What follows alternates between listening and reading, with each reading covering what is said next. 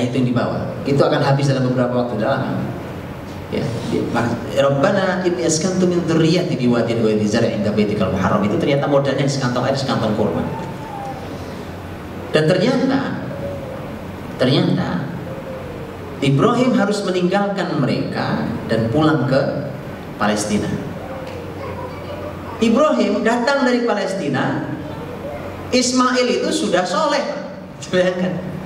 Ditinggal dalam keadaan masih digendong, bayi itu digendong. Makanya kan waktu mencari air, kita tahu kisah tentang sa'i Safa Marwah nyari air sebelum memancar Zam-Zam itu Hajar masih digendong, diletakkan di situ. Keluar dari kakinya mata air Zam-Zam itu. Datang Ibrahim dari Palestina, sudah soleh itu anak besar. Disebutkan dalam ayat yang lain, falamma balagha ma'ahu as-sa'ya qala ya bunayya inni ara fil manami anni adbahuk fanzur madza tara. Qala ya abati fa'al ma tu'mar satajiduni insyaallah minas sabirin. Datang itu Ismail itu sudah pandai membantu ayahnya, membantu orang tuanya. Insyaallah anak laki-laki di kita muncul pendapat gitu ya, atau opini di kita, kalau anak laki-laki susah Pak suruh bantuin orang tuanya ya. Kalau anak perempuan sih iya Pak bantu ini, bantu anak laki-laki main terus ya. Ternyata Quran mengatakan Ismail laki-laki itu bisa membantu orang tuanya. Soleh ya kan? Soleh. Datang sudah soleh. Coba bayangkan, pertanyaan saya. Jadi Ismail itu sebenarnya karya siapa? Ibunya. Oh, bapaknya di Palestina Pak. Handphone tidak ada, email tidak ada, WhatsApp apalagi kan nggak ada. Oh, pakai apa komunikasi? Tidak ada. Hari ini itulah Jakarta Kuala Lumpur ya kan, atau bisa komunikasi, wajah pun terlihat di sana. Tapi sama Ibrahim jarak dari Mekah ke Palestina 1000 km lebih. Ternyata ini adalah karya seorang bunda. Ini single parent nisbi namanya.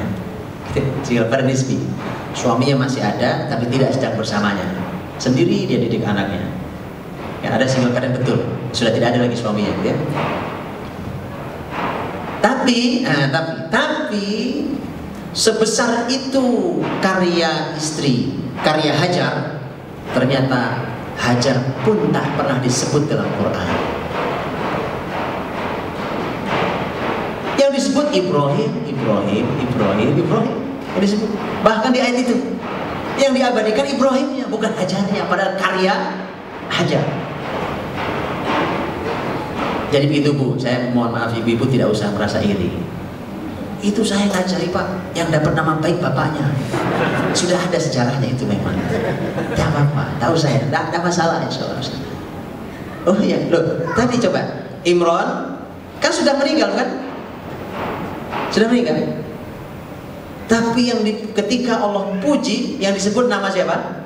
Nama Imran, bukan nama Hana. Jadi tidak usah iri, biasa saja ya kan.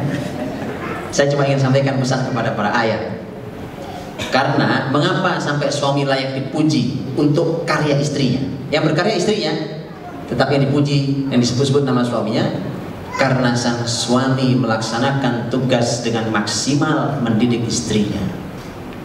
Kemudian istrilah dengan didikan terbaik suaminya itu mengajari anak-anaknya. Gak usah saya ulang ya. Ibu-ibu kayaknya ingin diulang Pak kalimatnya. Gak usah saya ulang, gak usah diulang. Saya paham sorot mata para ibu juga. Ya, jadi begitu ayah bunda dirahmati Allah. Dan di Quran ketika kita tahu bahwa anaknya Nabi Ibrahim laki-laki ya, Ismail Ishak laki-laki. Jadi sebuah pelajaran mahal buat kita. Kalau mau bertanya tentang pendidikan anak laki-laki, Ibrahim alaihissalam setelah melahirkan 2 nabi, bukan sembarang laki-laki, 2 nabi. Rasulullah Muhammad SAW punya anak 7 tadi ya. Ternyata anak laki-laki yang 3 orang yang laki-laki itu semua meninggal saat masih usia kecil. Jadi tidak bisa terbaca karya nanti bisa. Kalau tidak percaya Quran mengatakan tadi di surat Al-Imran tadi walaysa dzakaru kal untha. Nah, saya mau tanya sekarang. Quran jelas mengatakan laki-laki tidak sama dengan perempuan. Saya mau tanya, dari kita sekolah TK, kurikulum TK sampai S3 sampai doktoran tuh, di mana bedanya kurikulum laki dan perempuan?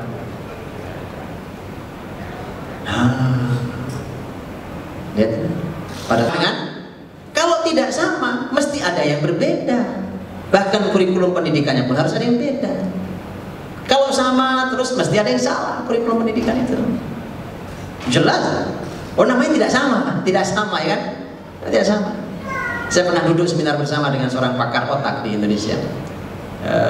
Beliau pakar otak, bahkan beliau salah satu tim yang memeriksa otak calon-calon presiden. Kalau ada pemilihan presiden, itu hanya ada beberapa orang itu yang bertugas untuk memeriksa kesehatan. Nah, bagian otak dia salah satunya. Beliau sampaikan, di sini mungkin ada para ahli juga ya. Beliau sampaikan dalam seminar itu bahwa tentang bagaimana otak, bagaimana cara berpikir laki perempuan menurut ilmu otak itu sangat berbeda cara pikirnya. Nah, itu kemudian tidak sama berarti kurikulum pendidikannya. Kalau ada yang sama pasti ada. Quran pun mengatakan ada sisi kesamaan laki perempuan, ada sisi kesamaannya. Di sisi yang sama berarti sama. Di sisi tapi Quran mengatakan pula bahwa mereka juga tidak sama. Mereka berbeda. Ya. Nah, ada satu poin yang tentang pembahasan Rasul Muhammad SAW.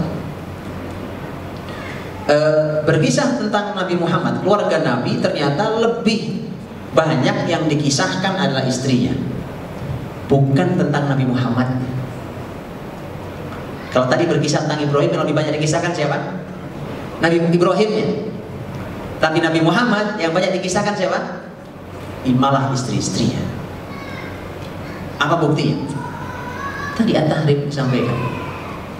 At-Tahrim ayat 1, 2, 3. Ya ayuhan nabi lima tuharrimu ma ahallallahu lak tabtaghi mardata azwajik wallahu ghafurur rahim.